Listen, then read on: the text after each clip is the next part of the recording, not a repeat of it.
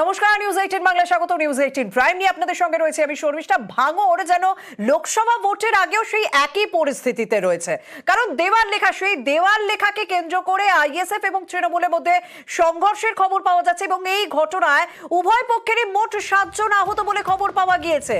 আমরা পঞ্চায়েত ভোটের আগে পরিস্থিতি উত্তপ্ত হতে দেখেছিলাম ভাঙড়ে। সে নির্বাচনে মনোনয়ন পেশের শেষ দিন পর্যন্ত রীতিমতো উত্তপ্ত হতে দেখেছে, এমনকি পঞ্চায়েত ভোটের রেজাল্টের দিনেও, লোকসভা ভোটেও যেন ভাঙড় সেই ভাঙড়েও আছে। কারণ এই মুহূর্তে যা খবর পাওয়া যাচ্ছে, ভাঙড় 2 নম্বর ব্লকে পোলের হাটে দুপক্ষ তৃণমূল এবং আইএসএফ দেওয়াল লিখনকে কেন্দ্র করে সংঘর্ষে জড়ায় এবং এই ঘটনায় দুপক্ষেরই 7 জন আহত হয়েছেন। আমাদের সঙ্গে রয়েছেন প্রতিনিধি কল্যাণ। পরিস্থিতি কি এখনো পর্যন্ত কিছুটা শান্ত হয়েছে? একেবারেই শর্মিষ্ঠা, যেহেতু অনেক আগেই ঘটনাটি ঘটেছে, যে সংঘর্ষের ঘটনা, সেই ঘটনা অনেক আগে ঘটে। এখন কিন্তু বর্তমানে পরিস্থিতি স্বাভাবিক হচ্ছে। আইএসএফ অর্থাৎ সিপিএম এর পক্ষ, সিপিএম এবং আইএসএফ যৌথভাবে তারা কিন্তু পুরুলিয়া থানায় গিয়েছে অভিযোগ জানাতে।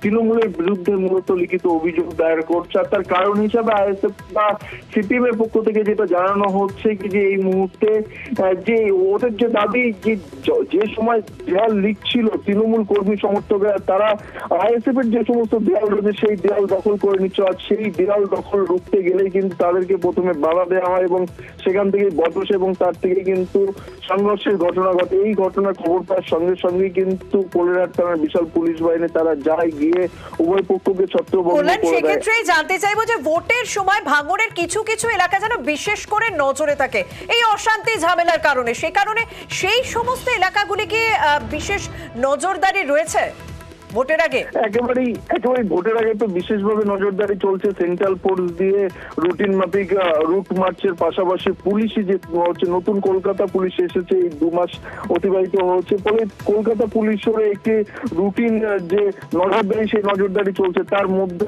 কোথাও যেন ভোটের আবহ আছে, আবারও দ্রুত অগ্নিগর্ভ হয়ে উঠতে চলেছে এই ভাঙড়, তা কিন্তু বলা চলে। কারণ যেভাবে আজকে সকাল থেকে আইএসএফ এবং তৃণমূলের পক্ষে উভয় পক্ষের মধ্যে সংঘর্ষ ঘটনা ঘটেছে, এই ঘটনায় কিন্তু বেশ কয়েকজনের মাথাও ফেটেছে, ফলে উভয় পক্ষের মোট 7 জন আহত হয়েছে। আহতদেরকে কিন্তু জিরানগাছা ব্লক প্রাথমিক স্বাস্থ্য কেন্দ্রে ভর্তি করা হয়েছে, সেখানেই তাদের চিকিৎসা চলছে। ধন্যবাদ।